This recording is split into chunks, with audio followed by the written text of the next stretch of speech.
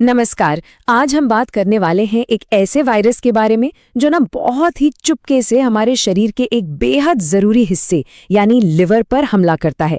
नाम है इसका हेपेटाइटिस बी। तो आखिर ये इतना सीरियस क्यों है और सबसे बड़ी बात, इससे बचा कैसे जा सकता है? चलिए आज इसी को समझते हैं। तो आज हम क्या क्या जानने वाले हैं? देखिए, सबसे पहले तो ये समझेंगे कि आखिर ये हेपेटाइटिस बी है क्या भला। फिर बात करेंगे कि इसका जो लंबा चलने वाला इन्फेक्शन है, जिसे क्रॉनिक इन्फेक्शन कहते हैं, वो इतना खतरनाक क्यों होता है। इसके बाद हम देखेंगे इसका सबसे अच्छा उपाय क्या है, वैक्सीनेशन। और हाँ, अगर किसी को ये इन्फेक्शन हो ही जाए तो उसका इलाज और मैनेजमेंट कैसे होता है। और आखिर में कुछ स्पेशल केसेस पर भी नजर डालेंगे। तो चलिए शुरू करते हैं सबसे पहले सवाल से। आखिर ये हेपेटाइटिस बी वायरस है क्या और ये हमारे शरीर के अंदर करता क्या है? आइए जरा गहराई से समझते हैं। तो देखिए, हेपेटाइटिस बी एक वायरस है जो सीधा हमारे लिवर पर अटैक करता है और उसमें इन्फेक्शन फैला देता है। पर इसकी सबसे चालाक बात पता है क्या है? इसका जो जेनेटिक मटेरियल है, मतलब इसका डीएनए, वो हमारे लिवर के सेल्स के डीएनए के साथ जाकर जुड़ जाता है, एकदम घुल मिल जाता है। और बस इसी वजह से इसको शरीर से पूरी तरह बाहर निकालना लगभग नामुमकिन हो जाता है। और यही चीज इसे इतना सीरियस बना देती है। पर यहाँ एक बहुत ही जरूरी बात है। इस वायरस का असली खतरा इस पर डिपेंड करता है कि ये इन्फेक्शन हुआ किस उम्र में है। और ये जानना बहुत बहुत जरूरी है, क्योंकि उम्र के हिसाब से इसका असर पूरी तरह से बदल जाता है। जैसा मैंने कहा, हेपेटाइटिस बी का असली खतरा है इसका क्रॉनिक हो जाना, मतलब जिंदगी भर के लिए शरीर में बस जाना।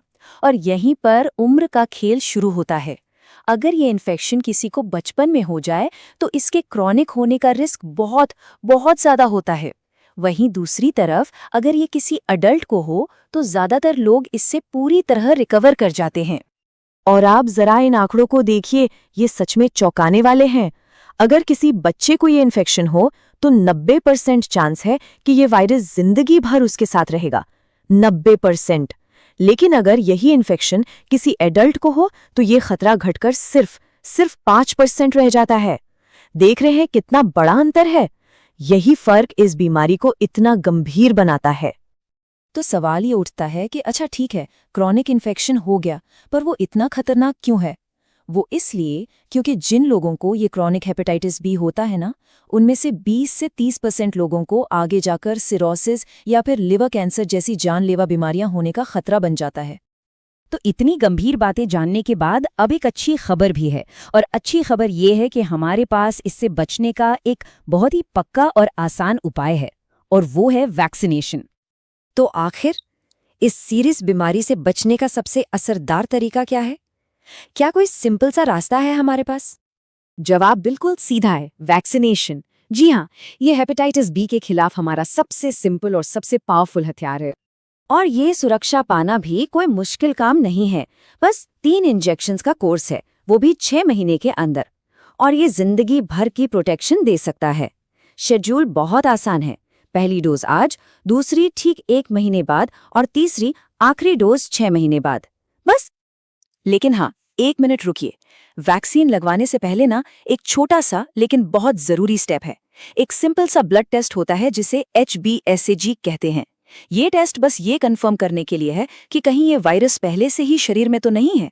अगर रिपोर्ट नेगेटिव आती है तो बहुत बढ़िया, वैक्सीन लगवा सकते हैं। लेकिन अगर रिपोर्ट पॉजिटिव आती है तो इसका मतलब है कि इन्फेक्शन पहले से मौजूद है और तब वैक्सीन काम नहीं करेगी। तब हमें इलाज के बारे में सोचना होगा। तो अब सवाल उन लोगों के लिए है जिन्हें पहले से ही क्रॉनिक हेपेटाइटिस बी है। उनका क्या उनके लिए कोई उम्मीद की किरण है? चलिए देखते हैं कि इस सिचुएशन को मैनेज कैसे किया जाता है। देखिए, जैसा कि डॉक्टर निशा कपूर बताती हैं, हम इन्फेक्शन को कंट्रोल तो कर सकते हैं, लेकिन क्रॉनिक स्थिति में इसे शरीर से पूरी तरह से निकालना लगभग नामुमकिन होता है। तो ये बात समझना बहुत जरूरी है कि ट्रीटमेंट का मकसद इसे कंट्रोल में रखना है, इसे जड़ से खत्म करना नहीं। पर यहाँ भी एक अच्छी बात है, आज का जो इलाज है ना, वो पहले के मुकाबले कहीं ज्यादा आसान हो गया है।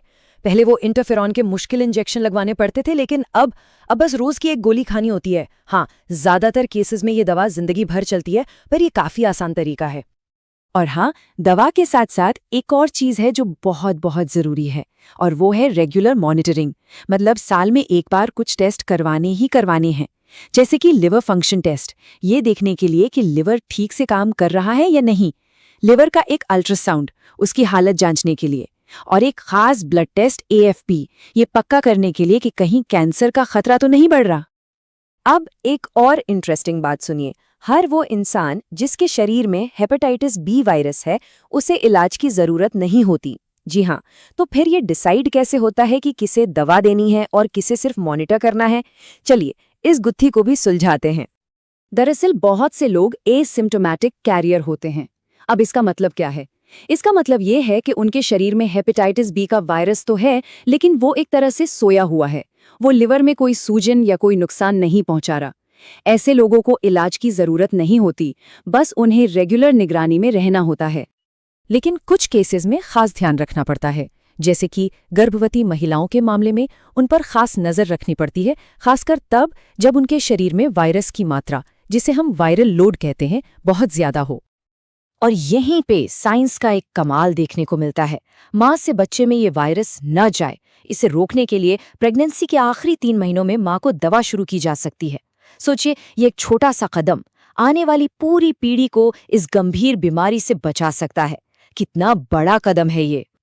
तो इतनी सारी बातचीत के बाद सबसे जरूरी बात क्या है जो हमें याद रखनी चाहिए? इसका निचोड़ क्या है? सबसे बड़ी और सबसे ज़रूरी बात यह है कि हेपेटाइटिस बी, हाँ, एक सीरियस बीमारी ज़रूर है, लेकिन इससे बचना पूरी तरह से हमारे अपने हाथों में है। और इसकी चाबी क्या है?